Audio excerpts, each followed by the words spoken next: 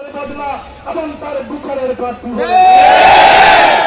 আজকে বিশ্ব দাঁড়িয়ে আছে একটা খুনের বিচার চালার জন্য এক আন্দোলন করতে হয়, খুনের বিচার চালার জন্য আন্দোলন করতে হয়। বিশ্ব সভ্যতায় এরকম দৃষ্টান্ত দেখা যায় না। নির্বাক হয়ে তাকিয়ে আছে, আমাদের পুলিশ বাহিনী নির্বাক হয়ে তাকিয়ে আছে। আমার মনে করে আমাদের এই ছাত্র, আমাদের এই সুন্নতের আন্দোলনের অন্যতম রীতি মৌলভীবাজারের মওলানা আলাউদ্দিন আহমদী, সে যুক্তরাষ্ট্রে খুন হয়েছিল। একটা মসজিদের খতিব ছিল, যুক্তরাষ্ট্রের যে কোনো একটা রাজ্যে সে খুন হয়েছে। আমি ভেবেছিলাম যে এর কোন প্রতিকার হবে না। আশ্চর্য, ওই সমাজ ব্যবস্থায়, ওই বিচার ব্যবস্থায় মাত্র কয়েক ঘন্টার মধ্যে খুনিকে অ্যারেস্ট করা হয়।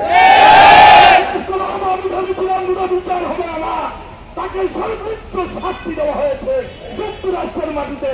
অথচ একটা মুসলিম রাষ্ট্র হয়ে এখানে একজন খতিবকে বলে নৃশংসভাবে হত্যা করা হলো।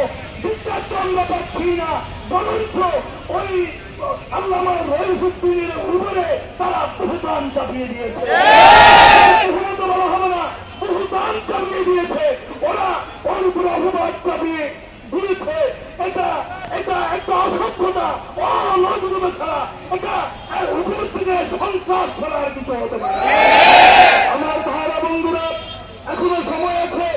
এর আগে সুন্নিয়তের ময়দানে অনেককে হত্যা করা হয়েছে, শহীদ করা হয়েছে। আমরা বিচার বাইরে আমরা মুস্তাফ ফারুকের মতো মহান শখসিয়ত ব্যক্তিত্বকে ঘরের ভিতরে তার স্ত্রী পুত্রের সামনে জোড়াই করে দেওয়া হয়েছে। পরিষ্কারভাবে গভর্নমেন্টকে জানিয়ে দিতে চাই, আমি পরিষ্কারভাবে গোয়েন্দা বাহিনীর লোকেরা আছেন, আপনারা রিপোর্ট করেন। আমাদের পরিষ্কার বক্তব্য, আজকে 18 কোটি মানুষের শরীরে ওদের রক্তে আসলে আগুন লেগে গেছে। এই আগুন পানি দিয়ে নিবানো যাবে না। সেই শহীদ রইসুদ্দিনের আত্মা আমাদের দিকে চেয়ে আছে, আত্মা আমাদের দিকে চেয়ে আছে।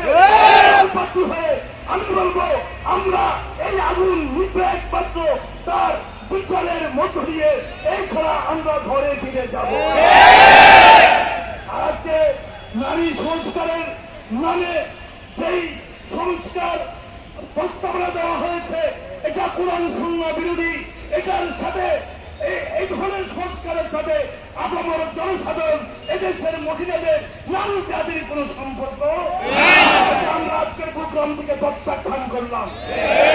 আমি বলতে চাই, যেভাবে হত্যাজনক সুন্নিয়তের যে বিশাল ঐক্য আজকে এগিয়ে চলেছে, এই ঐক্য আমাদেরকে ধরে রাখতে হবে।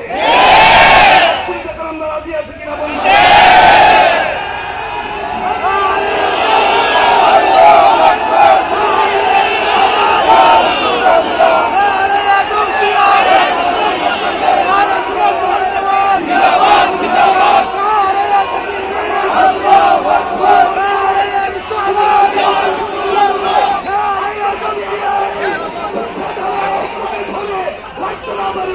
তাহলে আমাদের নসিবে অনেক দুঃখ আছে। আমাদের পেছনে আছে, শ্রমিক ঠেলাগাড়িওয়ালা আমাদের পেছনে আছে। চিৎকার করে জাতির সামনে আমাদেরকে আসতে হবে।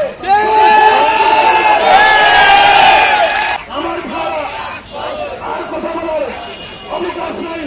আমি ঐক্যবদ্ধভাবে আমরা হাতে হাত ধরে, যে বড় মহাদেশ বাদ দেন, যে বড় ফকির বাদ দিয়ে দেন, যে বড়